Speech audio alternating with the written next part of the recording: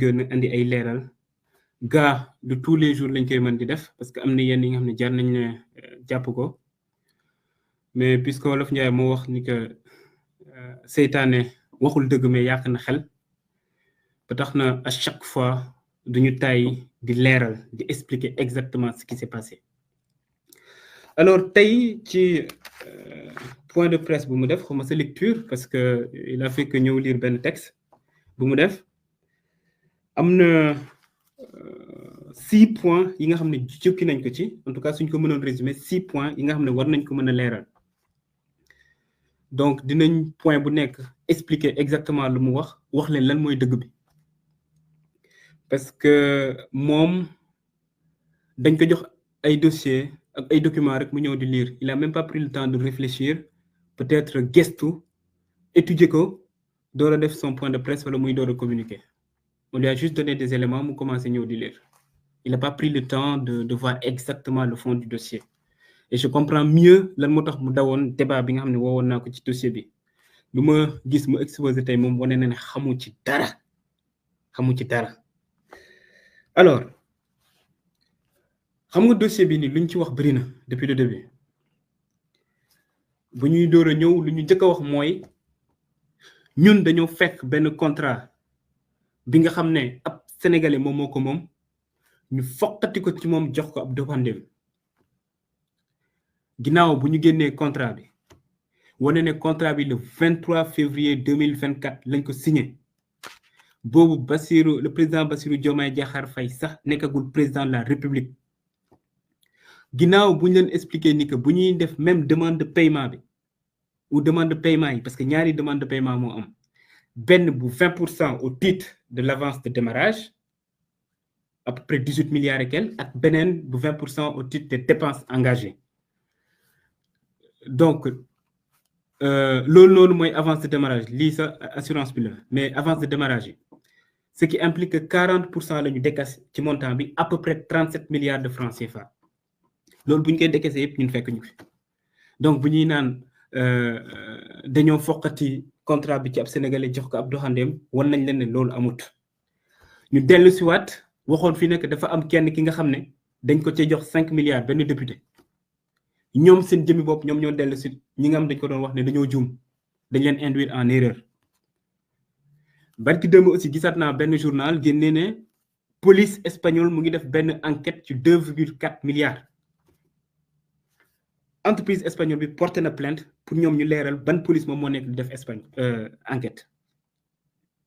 léegi nag honorable député Thierno Alassane Sall ginnaaw bu mu waxee scandale tourné ñu jox ko lu ne mu wër fu ne nee na scandale bi léegi ci garantie la nekk xamul na loolu noonu c'est un argument mais bu yàgg quoi bi nga xam ne démonté nañ ko bu yàgg bu teg de côté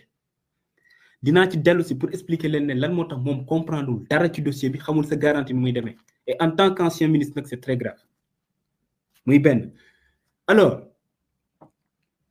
garantie yi laay ñëw ce sera le deuxième point mais premier point bi dafa am lenn li nga xam ne daf ko wax lu nga xam ne c'est totalement faux moom nee na le projet est à l'arrêt dara avancé watul actuellement que banque bi dafa bloquer le financement ou suspendre le financement je peux vous dire ici que c'est faux archi faux et totalement faux projet bi benn blocage moo ci amoon muy ARCOP mu ko suspendre ñu dem fu ma xam ne doolee benn ñu lever la suspension ñu accélérer travaux yi noonu moo tax tey ñu ngi jëm ci fin juin 2025 42 villages la ñu électrifiés à travers le projet AOPOR donc moom nee na amul benn village bu ñu ci électrifié pour le moment waxul dëgg c'est ça la réalité te su bëggee dinañ def mise en service yi parce que moom moo des dinañ def mise en service yi ci fin juin wala début juillet bi su bëggee mën nañ ko inviter sama ñëw fekkee ko pour woon que ne lu mu wax tegu ko fenn du dëgg au-delà de 42 villages yooyu noonu en termes de planification lu ñu prévoir c'est 400 villages minimum ci projet bi ci 2025 loolu la ñu nam donc suñu paree ci 42 villages yi 360 autres villages la ñu nekk di accélérer ça ce sont des informations yi nga xam ne envoyé nañ ko banque bi ñoom ñëpp ñu gis ko donc xam naa peut-être bokk na ci lu tax instant bi ñu nekk di tëb di dal donc premièrement lu mu wax ne projet bi est à l'arrêt dara avancé ci c'est faux archi faux et totalement faux muy benn deuxièmement par rapport aux garanties xam nga moom dafa def benn question écrite ci question écrite bi mu ne garantie yi nga xam ne moom la ñu joxe dans le cadre de ce marché là valable ñu parce que prime bi dañ ko fay après juste pour expliquer exactement lan la garantie di servir peut-être am na ñu ñuy seetaan comprendre ñu ko xam nga ci marché public su nekkee yow da nga gagné marché ba pare code des marchés publics permettre la nga jot avance de démarrage ak avance au titre des dépenses engagées mais nag dañu ne état warul jël risque par exemple joxe montant yu toll noonu te amul dara li nga xam ne moom mooy garantie au cas où ki nga xam ne moom moo jot xaalis bi exécuté wul normal wala mu daw ak xaalis bi ci loolu noonu la ñu mettre en place ay garantie donc yow instant avant ñu lay jox par exemple benn somme da nga war a dem soit ci benn banque mu assurer la wala nga dem ci benn société d'assurance bi nga xam ne ministre des finances et du budget agréé na ko soo andee caution yooyu noonu à partir de là ñun ou en tout cas entreprise bi nga xam ne moom moo joxe marché bi mën na la def avance de démarrage wala avance au titre des dépenses engagées dans le cadre de ce marché là ñetti garantie moom moo ci am première garantie bi ñu koy dippee donc garantie d'avance au titre des dépenses engagées donc 20% yi beneen garantie bi nekk garantie de restitution d'avance donc avance de démarrage 20% yi ñu joxe ak beneen garantie bi une garantie de bonne exécution donc 5% du montant total léegi moom nee na ce qui s'est passé mooy banque bi société bi dafa xaar ba jot avance de démarrage yi door a fay les garanties mu dem ci article 13 code ciment bu muy def question écritam et aussi même tey bu muy exposé article 13 boobu noonu soo xoolee alinéa 2 dafa ne la prise d'effet du contrat donc su ñu waxee contrat mooy le contrat d'assurance entre dans le cas d'espèce APO EPC bi nga xam moom moo gagné marché bi ak la société d'assurance donc la prise d'effet du contrat est subordonnée au paiement de la prime par le souscripteur yemu ci mu dem ci article alinéa 6 bi mu ne en cas de non-paiement de la prime dans le délai le contrat est résilié de plein droit contrat bu muy wax mooy le contrat d'assurance entre donc APO EPC ak la société d'assurance donc jusqu'ici vous voyez que moom lu mu nekk di souligner yépp c'est entre ñaari privé donc la société d'assurance ak société APO EPC bu mu defee sa question écrite ministère des finances tontu ko ne ko ne gis nañ sa question écrite mais kaay ñu expliquer la da nga xamut peut-être wala nga nekk de mauvaise foi mais dañ ko ne da nga xamut ci note explicative bi ne ko ne lu nga fàtte souligner mooy même article 13 bi nga nekk di wax am na alinéa 2 am na alinéa 6 mais da nga yeggul ci alinéa 7 bi alinéa 7 bi lu mu wax dafa ne les dispositions des alinéas 2 et 6 ne s'appliquent pas aux primes de l'État et de ses démembrements mu ne ci misaal disposition article alinéa 6 bi ak 2 bi nga xam ne moom la bind ci question écrite am ne s'applique pas su nekkee risque bi nga xam ne état bi daf ko jël wala démembrement état yi mu ne pour l'État et ses démembrements les délais de paiement des primes pourraient être accordés dans les conditions définies par la CRCA, c'est-à-dire la Commission régionale de contrôle d'assurance. CRCA boobu noonu le 22 juillet 2011 dafa def benn circulaire ci circulaire boobu mu expliquer clairement que dans le cadre de marché ou en tout cas des risques yi nga xam ne état la wala démembrement état am nga délai wu 180 jours am nga délai wu 180 jours donc bu ñu ko joxee cet argument là tout de suite mu gënaat puisque la bêtise insiste toujours mais non en fait loolu dañ ko waroon bind ci dossier bi je sais pas de quel dossier il parle yow loolu noonu lan nga ko soxla bind ci dossier logique pour logique alinéa yu nekk ci article 13 bi yëpp nañ ko def ci dossier bi parce que soxla wuñ ko on a fait juste référence à l'article 13 bu ñuy joxe les garanties lal ko ci ñaari argument tey soo ko déglu mu ne premièrement ouais ma ngi doon wax dañ ko waroon def ci dossier bi donc soo lire contrat d'assurance yëpp on te dit bien que il est bien stipulé que les garanties prennent effet à partir du moment où AOPE EPC reçoit les 56 millions d'euros. C'est bien stipulé dans les garanties yi nga xam ne joxe nañ ko amul garantie boo si gis waxuñu ne à partir de l'instant où la société paye la prime la dañoo ne à partir du moment où moom société bi mu jot xaalis garantie yi dugg nañ muy benn. Deuxièmement moom mu ne l'argumentaire bi nga xam ne moom le ministère des finances joxe dafay considérer AOPE EPC comme un démembrement de l'État. Là par contre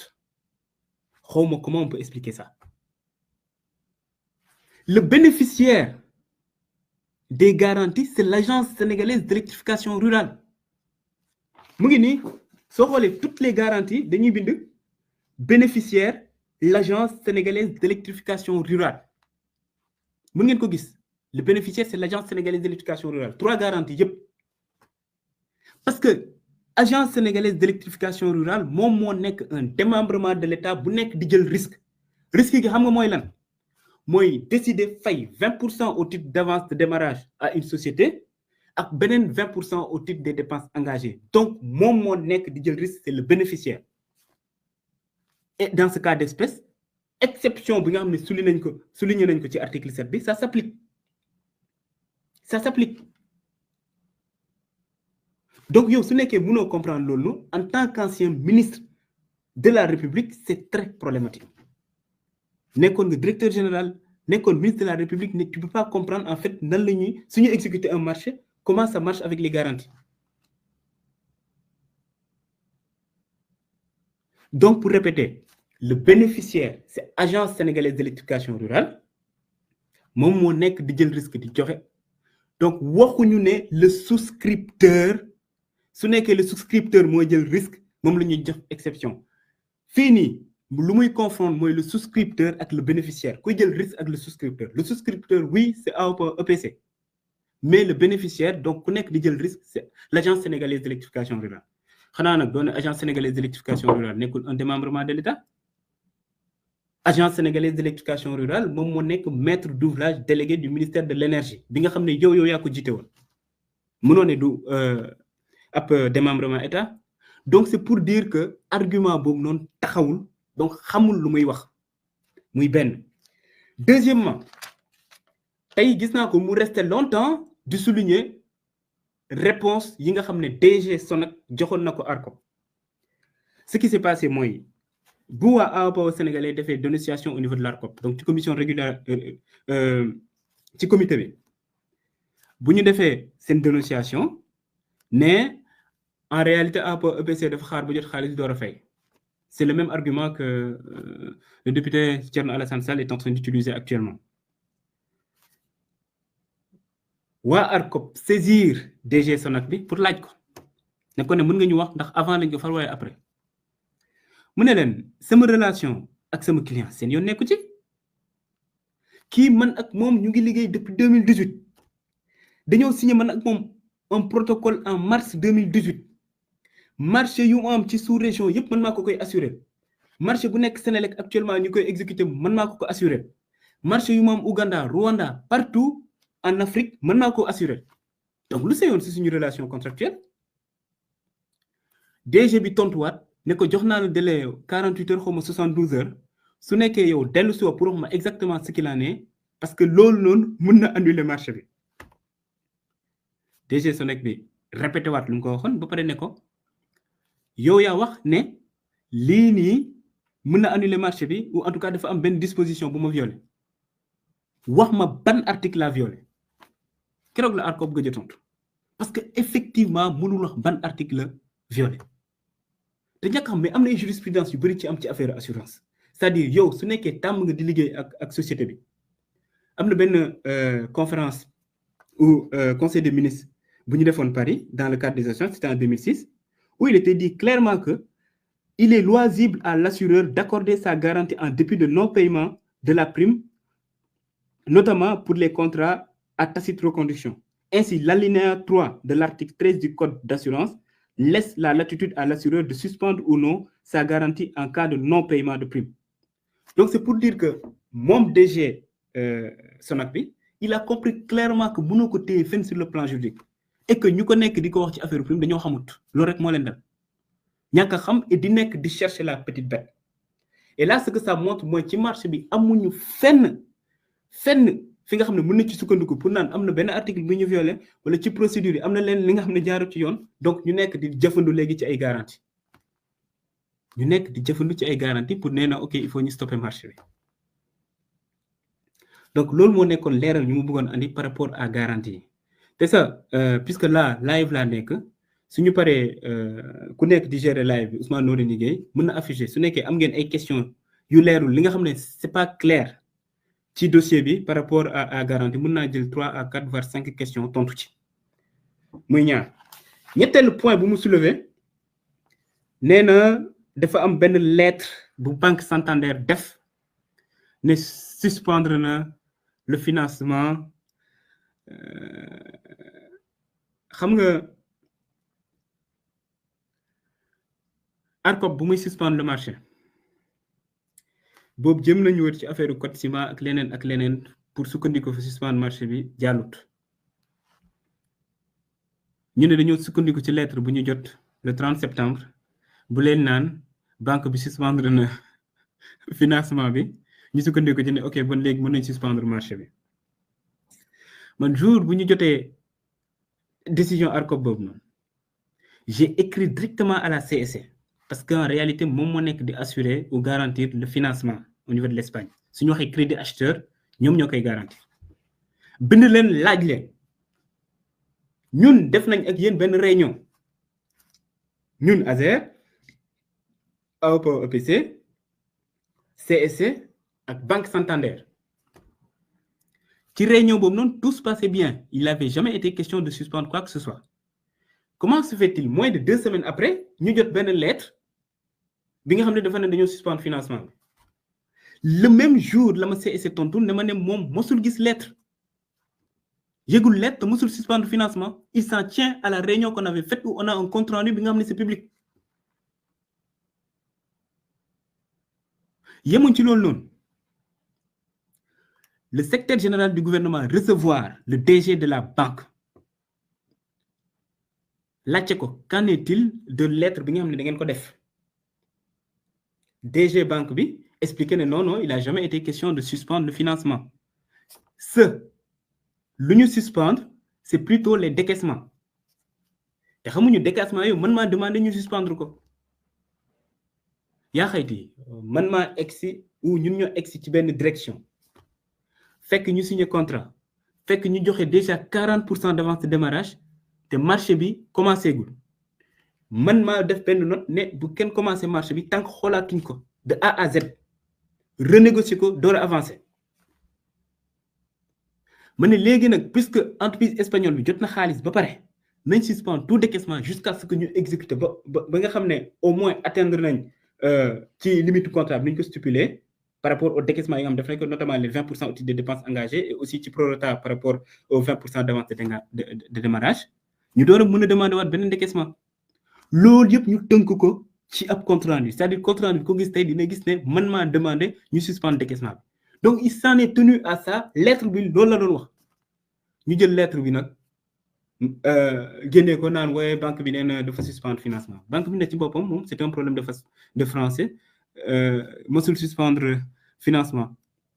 donc lettre bu mu bind pour wax loolu noonu moom la ñuy yóbbu au niveau de la Cour suprême pour wane ne il a jamais été question de suspension de financement Cour suprême décidé lever la suspension ñun ñu commencé travaux yi donc lettre bu nga nekk diggéen c'est ça beneen affaire bi mooy utilisation fonds bi xam nga lii aussi day témoigner en quelque sorte xamoo marché public man je sais vraiment pas su nekkee yow vous avez vraiment été ministre wala directeur général wala mos nga exécuter marché sooy exécuter marché chaque 3 mois da nga war a def benn rapport expliquer exactement fan nga toll banque bi dafa am ñi nga xam dañuy ñëw tout le temps di ko auditer pour xool financement yi nga xam ne yor na ko ndax mu ngi leen di topp normal donc il est obligé à chaque fois di demander foo leen ci toll et ça y que demandé à EPC première fois bu nga ko demandé def ko ne le DG de l'ASER moom moo bloqué le projet oui instant boobu man maa ñëw ne on stoppe le projet le temps ñu xool lépp muy benn deuxième fois bu mu ko demandé dafa ne actuellement ARCOP moo ko bloqué et c'était ça la réalité ARCOP moom moo suspendre le marché donc on pouvait pas avancer troisièmement compte bi nga xam ne moom moo nekk ci Banque Santander c'est pas le compte du projet soo liiree bu baax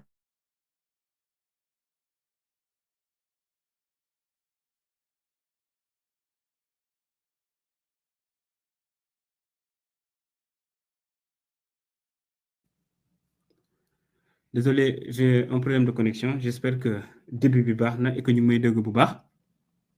donc c'est pour dire que entreprise bi moom jot na avance de démarrage avance au titre de dépenses engagées cautionné marché bi plutôt donc lu des rek moom moo nekk